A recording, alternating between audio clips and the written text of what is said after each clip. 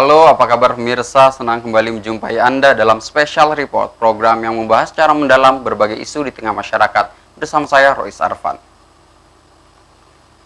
Pemirsa, wabah virus corona yang bermula dari Wuhan, Cina, sedemikian cepat menyebar. Virus corona Indonesia pasca diumumkan Presiden Joko Widodo sepertinya terus bergulir di daerah, termasuk wilayah Lampung. Lalu, sebesar apa dampak ekonomi Lampung pasca merebaknya virus mematikan ini? Berikut Special Report virus corona dan dampak ekonomi Lampung.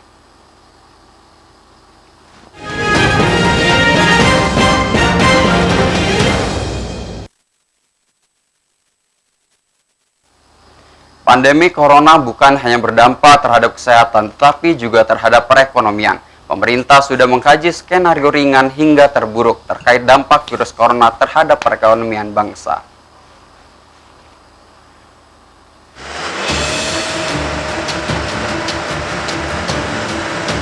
Pandemi corona bukan hanya berdampak terhadap kesehatan, tetapi juga perekonomian. Pemerintah sudah mengkaji skenario ringan hingga terburuk terkait dampak virus corona terhadap perekonomian bangsa. Kecepatan sebar wabah virus corona ini mendorong pengusaha dan pemerintah daerah mengeluarkan kebijakan. Bahkan, sebagian kepala daerah sudah menyuarakan kebijakan lockdown.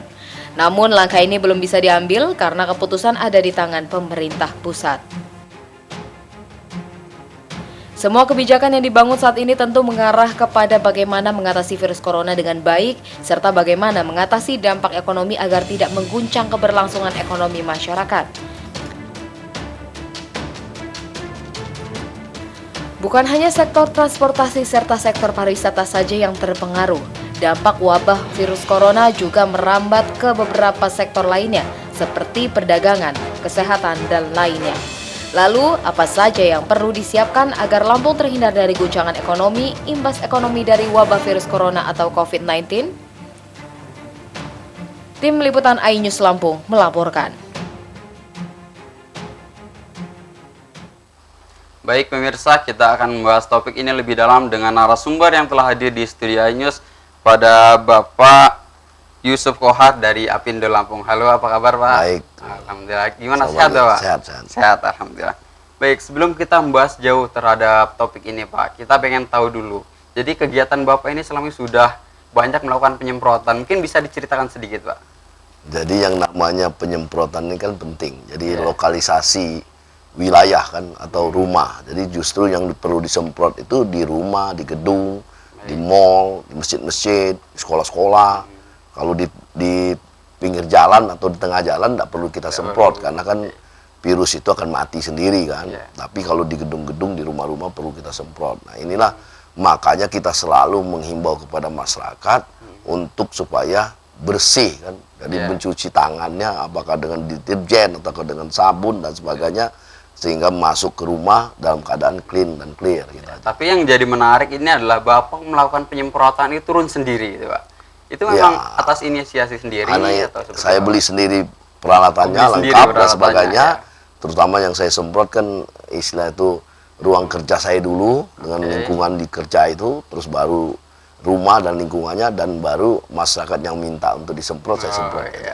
Tapi ini mohon maaf, bukan penceritaan nggak usah pencitraan zaman sekarang ini bukan pencitraan. Nggak perlu pencitraan lagi mungkin ya Pak. Yang penting bagaimana kita supaya penyakit ini bisa kita tanggulangin virus corona ini, karena bisa saja kena pada diri kita dan pada orang lain dan sebagainya kan itu. Nah ini yang harus kita antisipasi. Oke, baik. Sekarang kita melanjut ke topik yang sudah disebutkan tadi. Dampak dari virus corona ini terhadap Lampung ini seperti apa Pak yang Bapak lihat?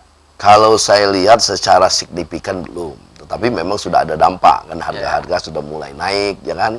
Terus ada barang-barang tertentu ya yang kemarin nggak ada sekarang, ini yang kemarin ada sekarang nggak ada kan, seperti peralatan Detol, Wipol dan makanya untuk apa namanya itu, untuk masker kan nggak ada lagi kan. Nah ini yang harus kita segera selesaikan maksudnya. Jadi alat-alat peralatan yang kita bantu itu adalah rumah sakit dulu kan. Jadi rumah sakit dulu yang harus peralatannya lengkap dan sebagainya, karena dia akan mengamankan yang si sakit. Baru yang kita masyarakat, yaitu supaya bersih rumah kita, lingkungan kita dan sebagainya. Jadi kalau kita misalnya ada batuk-batuk, dan sebagainya kita pakai masker kan, atau kita mengisolasi diri, itu yang lebih bagus kan. Oke, kalau dilihat tadi kan memang Lampung belum merasakan dampak, namun kita lihat bahwa virus corona ini memang mempunyai dampak yang sangat besar. Itu seberapa besar dampak yang bisa diakibatkan dari virus ini? Ya kalau misalnya masih bertahan Pak, masih terus menerus sampai 2 bulan atau 3 bulan ke depan, ini akan dampak. Pasti yang namanya barang masuk, keluar masuk barang dari satu daerah ke daerah lain, atau satu negara ke negara lain akan terganggu kan.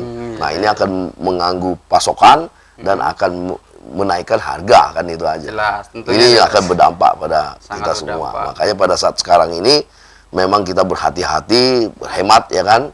Jangan sembarangan, jangan berpoya-poya dalam konteksnya kan.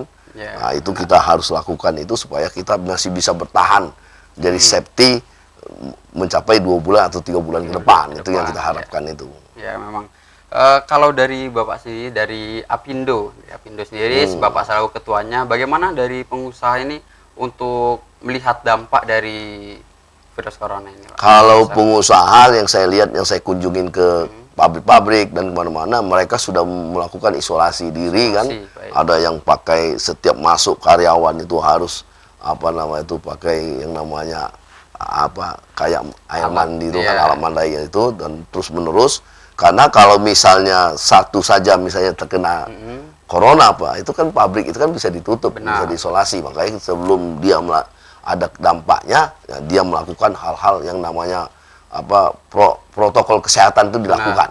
Jadi protokol kesehatan itu di pabrik sudah saya lihat sudah jalan. Sudah jalan. Itu aja. Dilihat apakah di pabrik-pabrik ataupun pengusaha ini Bapak sendiri bisa memantau itu seperti apa? Ya saya datang ke mall-mall juga, seperti Mall Kartini, ya Moka, terus yang namanya yang satu lagi sebelah Moka itu kan, itu sudah punya protap sendiri kan. Begitu masuk kita harus pakai hand sanitizer, terus di mata kita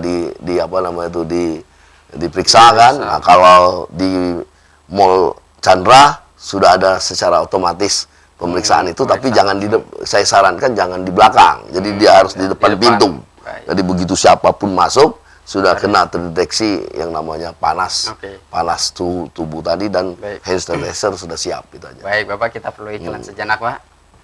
Baik pemirsa, makin menarik perbincangan kita, namun kita harus jeda sejenak. Special Report akan kembali setelah pariwara berikut ini.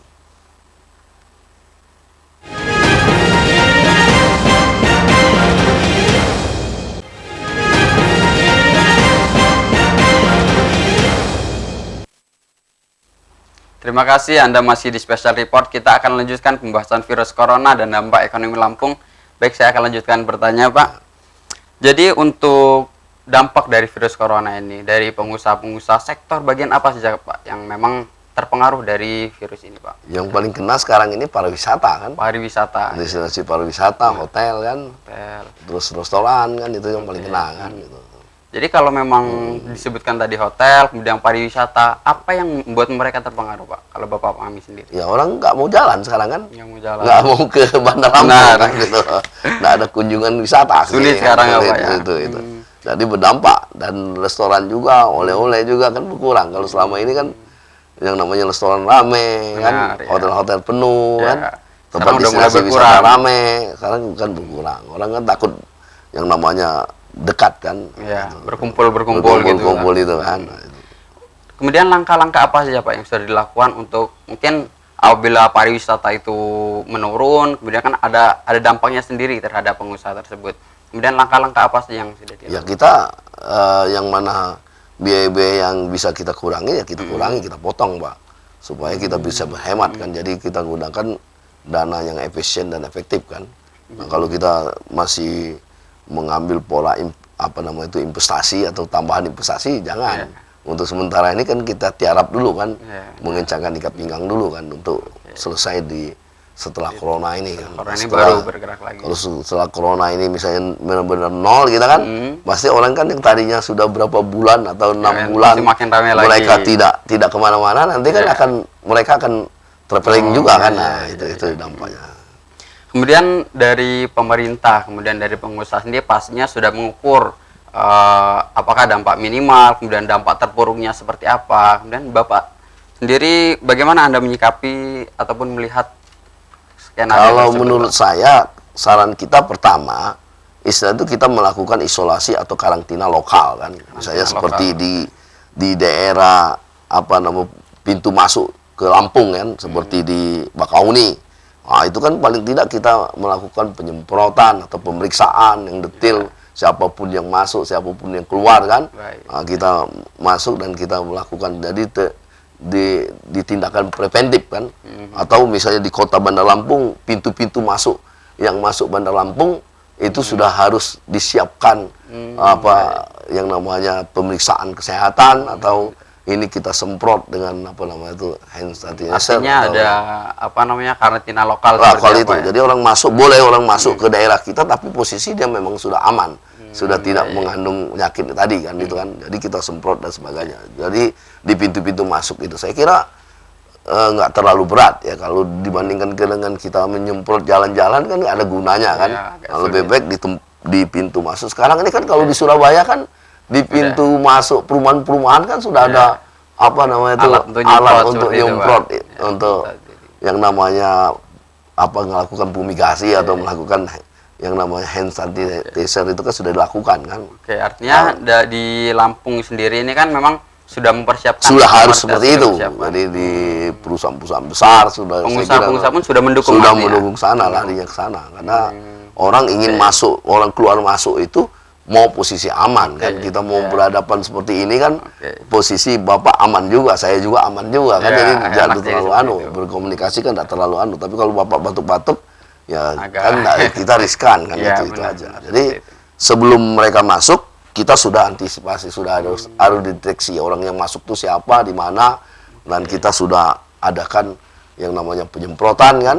Terus kita lakukan yang namanya suhu badannya sudah kita pengecekan suhu badan. Artinya kalau di Lampung ini, terutama seperti pelabuhan, bandara dan lain sebagainya, itu terminal, mobil bus, mobil bus, mobil angkot, nah itu kita harus amankan. Itu justru yang harus kita amankan. Apakah nanti ada apa namanya seperti dampak ataupun resiko tersendiri apabila diadakan karantina lokal seperti itu, Pak? Ya kalau misalnya penuh tertutup betul, memang berdampak kan, karena tidak ada barang yang masuk dan tidak ada barang yang keluar, sehingga kita membutuhkan ini barang tambah lama tambah naik di daerah itu kan. Memang yang harus dilakukan yaitu tidak lockdown tertutup benar, jadi lockdown tertutup tapi terbuka dalam konteksnya. Tapi kita sudah mengamankan posisi di pintu-pintu masuk, dan itu aja menurut saya. Itu nanti apabila diadakan lockdown lokal, apakah impor dan ekspor juga berpengaruh seperti itu, Pak? Kalau ekspor untuk saat ini memang agak ada yang sebagian turun, tapi tidak terlalu signifikan ya. Nah, itu aja, belum. Mungkin 2 bulan 3 bulan ke depan mungkin ada. Nanti kita bahas lanjut, Pak, terkait dengan ekspor impor. Kita perlu jeda sejenak. Baik, terima kasih pemirsa, Anda masih di Special Report. Kita akan lanjutkan pembahasan virus corona dan dampak ekonomi Lampung sesaat lagi.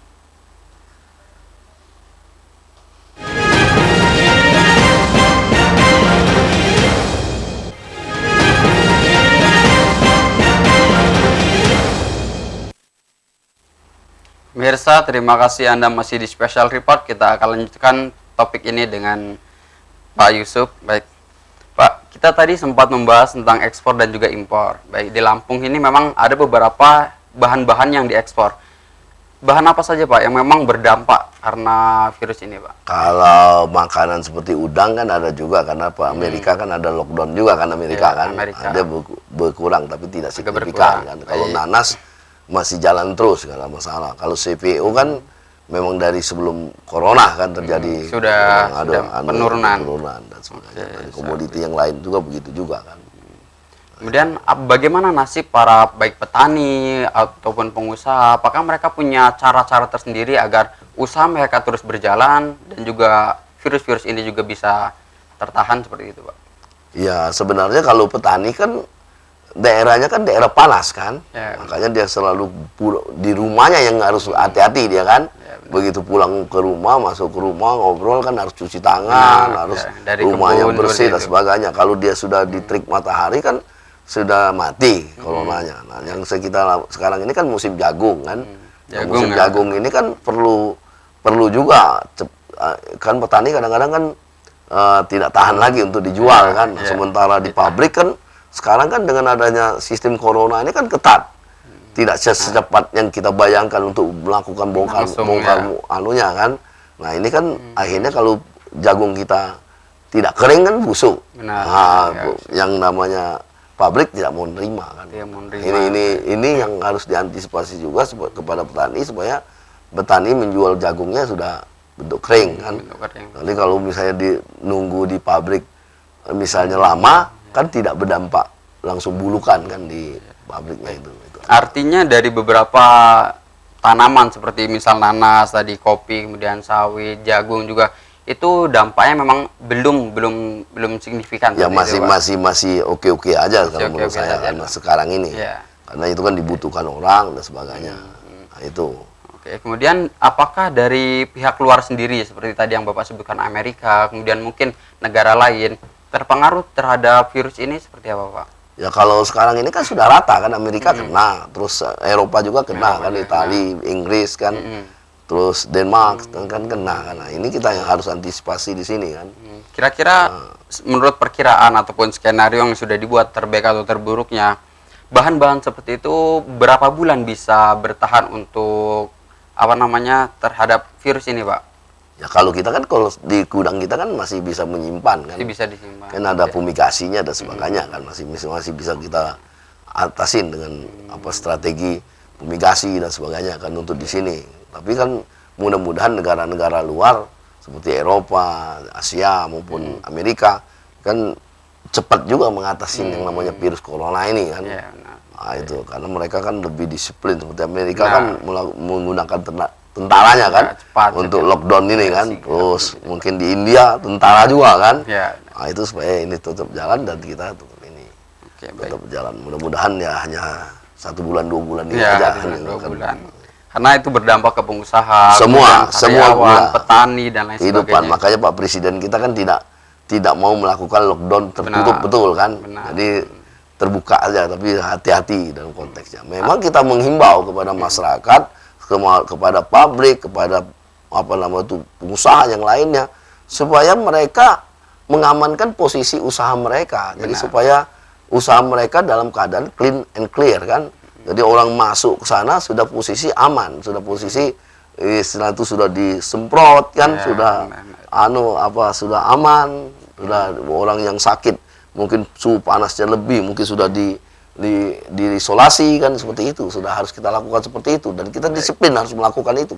Baik di rumah juga, dengan di mana-mana pun di rumah kita kan harus begitu itu juga. Jadi memang hidup bersih itu penting. Jadi hidup bersih ya. Terus pola hidup sehat dan pola makan sehat yang harus kita lakukan.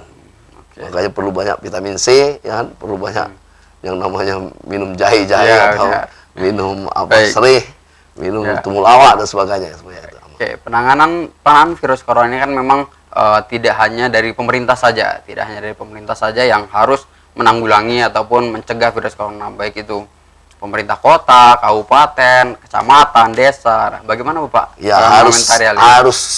harus secara gotong royong kita kompak ya kan, baik dari pemerintah pusat, provinsi maupun kabupaten kota menyatu.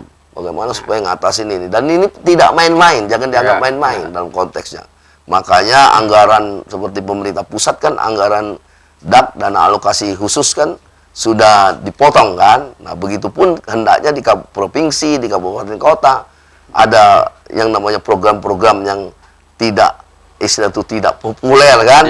Tidak dampaknya pembangunan itu tidak ada dampaknya, lebih baik kita ditunda dulu seperti itu. Jadi kita sebagai kepala daerah harus memang jeli-jeli juga melihat itu. Kalau memang tidak penting kumpul-kumpul, untuk kumpul-kumpul tidak boleh lagi kan, mengadakan acara muri-muri, mengadakan acara istiqosa, mengadakan acara kumpul-kumpul atau pramuka atau yang nama ini kan tidak boleh dulu. Nah, ini lebih baik anggaran itu kita alihkan untuk mengatasi atau menanggulangi virus corona ini. Ya, mungkin kita juga menghimbau ya Pak ya kepada masyarakat, kemudian untuk selalu menjaga kebersihannya, kemudian ketahanan tubuh selalu olahraga kan, panas pagi badan kita kan sehat dan agak jaga jarak. Kita berhubungan dengan orang kan itu, dan tidak semua kita berhubungan seperti itu. Baik, terima kasih Bapak sudah bersedia hadir. Baik, pemirsa, sebaik apapun skenario yang dibangun untuk menjaga kestabilan ekonomi Indonesia diyakini akan tumbuh melambat dibanding tahun-tahun sebelumnya. Karena itu, himbauan agar menjaga jarak wajib dilakukan untuk mencegah penyebaran lebih luas wabah virus corona. Baik pemirsa, tidak terasa perbincangan kita sudah berada di ujung waktu dan kita akhiri sampai di sini. Terima kasih kepada Bapak Yusuf Fahar yang sudah bersedia hadir di Studio iNews. Saya Rois Arfan mewakili kru yang bertugas undur diri. Jangan lupa terus ikuti special report hanya di iNews Lampung. Sampai jumpa. Ya, terima kasih dari sudah hadir.